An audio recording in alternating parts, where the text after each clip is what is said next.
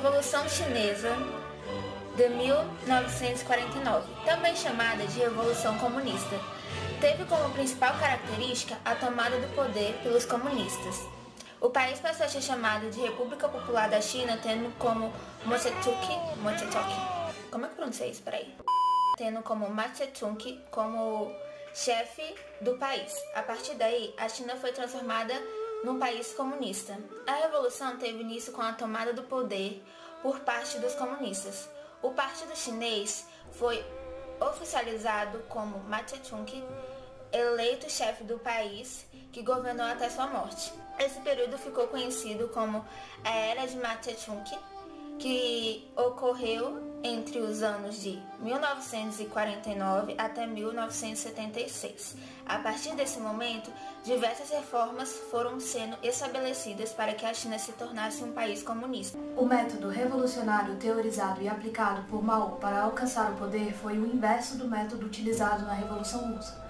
Os bolcheviques partiram dos centros urbanos com a organização de soldados e operários em direção ao campo, enquanto os chineses organizaram suas táticas no campo e posteriormente se dirigiram às cidades, mesclando técnicas militares tradicionais e técnicas de guerrilha. O método maoísta teve grande repercussão em outros movimentos revolucionários durante a Guerra Fria. Revoluções feitas no Sudeste Asiático, como no Camboja e no Vietnã, foram influenciadas pelo maoísmo. Além dos pontos essenciais que diferenciaram o maoísmo do marxismo-leninismo, o Ponto de Mao contém uma doutrina militar integral que liga explicitamente a ideologia política com a estratégia militar. Para o maoísmo, o poder nasce do fuzil, e por essa via era possível que os camponeses participassem numa guerra popular configurada como guerra de guerrilhas, em 3 fases. Primeira, mobilização de camponeses e estabelecimento da organização. Segunda, estabelecimento das bases rurais e incremento de coordenação entre guerrilhas. E terceiro, transição face a face, uma guerra convencional. Estudiosos da área de homicídio em massa dizem que a maioria de nós não é capaz de imaginar 100 mortos ou 1000, e acima disso, tudo vira apenas estatística. Os números passam a não ter qualquer sentido conceitual para nós, e a coisa que se torna um simples jogo numérico que nos desvia do horror em si. Ai, cara, corta essa parte, filha da p. Há um limite de informações horríveis que nosso cérebro pode absorver. Um limite de quanto sangue podemos imaginar. O experimento começou da maneira mais sanguinolenta possível. Após a Segunda Guerra, quando todos os olhos do Ocidente estavam voltados para os assuntos internos e quando havia alguma preocupação externa, ela estava na Rússia. Os mocinhos comunistas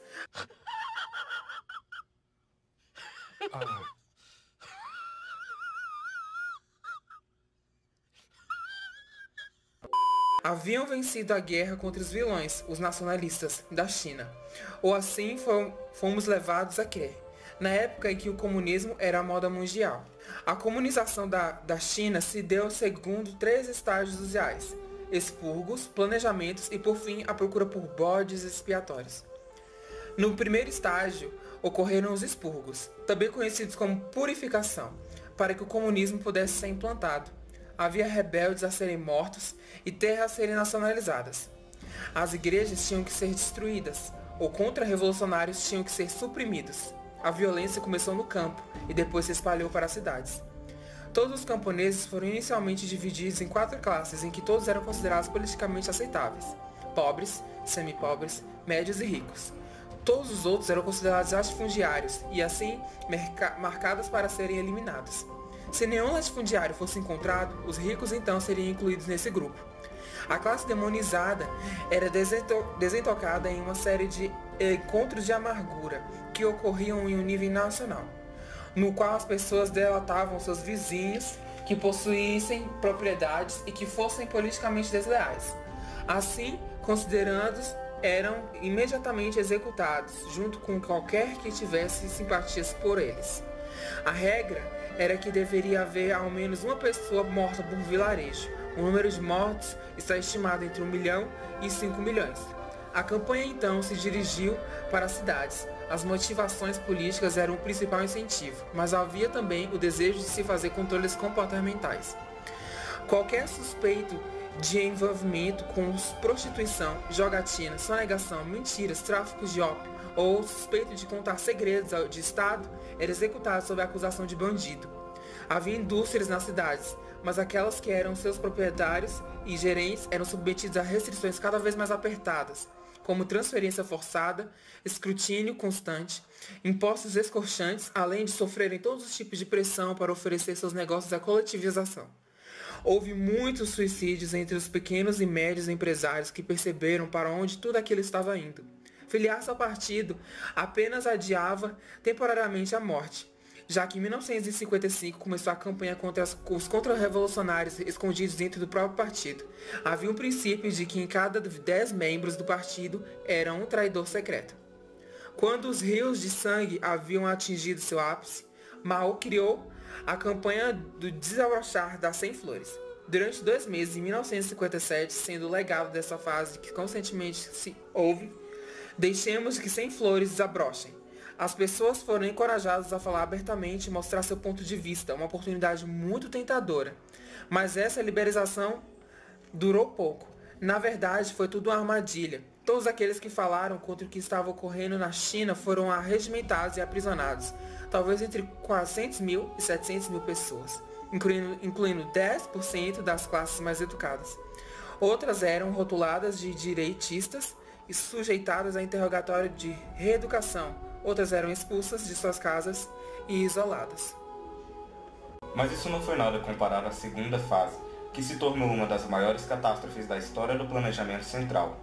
Após a coletivização das terras, Mao decidiu ir mais a fundo e passou a ditar aos camponeses o que eles deveriam plantar, como eles deveriam plantar, para onde eles deveriam mandar a colheita e até mesmo se, em vez de ter de plantar qualquer coisa, eles deveriam ser arrastados para as indústrias.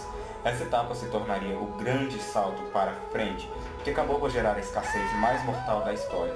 Quantas pessoas morreram durante a fome de 1959 e 1961? A menor estimativa é de 20 milhões, a maior de 43 milhões. Finalmente, em 1961, o governo cedeu e permitiu alguma importância de comida, mas foi pouco e já era tarde. Foi permitido a alguns camponeses voltar a plantar em sua própria terra. Surgiram alguns ateliês particulares. Alguns mercados foram permitidos. Finalmente a fome começou a diminuir e a produção começou a crescer. Mas então veio a terceira etapa. Encontrar os bodes expiatórios, o que havia causado toda a calamidade. A resposta oficial era qualquer coisa, menos o comunismo. Qualquer coisa menos Mao. E então a captura de pessoas por motivos puramente políticos começou novamente.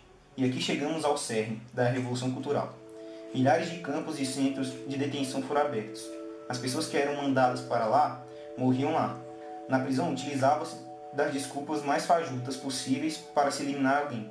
Tudo para haver sobras alimentícias, uma vez que os prisioneiros eram um fardo para o sistema. De acordo com o pensamento de quem estava no comando, esse sistema penal, o maior já construído, era organizado em um estilo militar, com alguns campos mantendo por volta de 50 mil pessoas.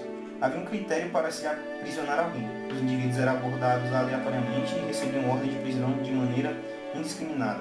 Isso acontecia com ampla frequência. Todos tinham de carregar consigo uma cópia do pequeno livro vermelho, de Mao.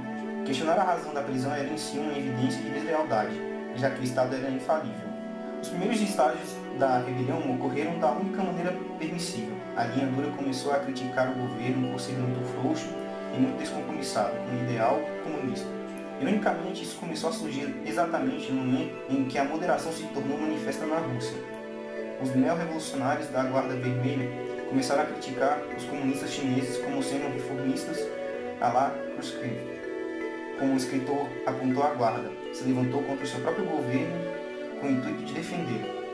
Durante esse período, o culto à personalidade de Mao chegou ao seu ápice, com o pequeno livro vermelho atingindo um prestígio mítico. Os guardas vermelhos perambulavam pelo país tentando expurgar as 4 coisas antiquadas: ideais, cultura, costumes e hábitos. Os templos remanescentes foram obstruídos. Tendo assim, foi o Terror Vermelho. Em sua capital ocorreram 1.700 mortes e 84 mil pessoas fugiram em outras cidades como Xangai. Os números eram ainda piores. Foi implantado um processo de expurgo e purificação dentro do partido, com centenas de milhares de presos e muitos assassinos, artistas, escritores, professores, técnicos, todos eram alvos do massacre.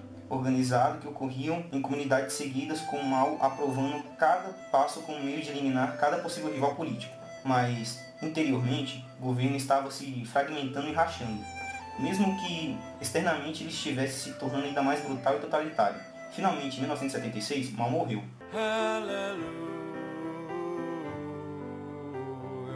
A reforma começou lenta a princípio, mas depois atingiu uma velocidade assustadora. As liberdades civis foram restauradas, os torturadores foram processados, os controles econômicos foram gradualmente relaxados. A economia, por virtude da iniciativa humana e da iniciativa econômica privada, se transformou. Todo partido cachaceiro comunista é o partido cachaceiro comunista. Nosso bagulho é fazer a revolução, pois se martelo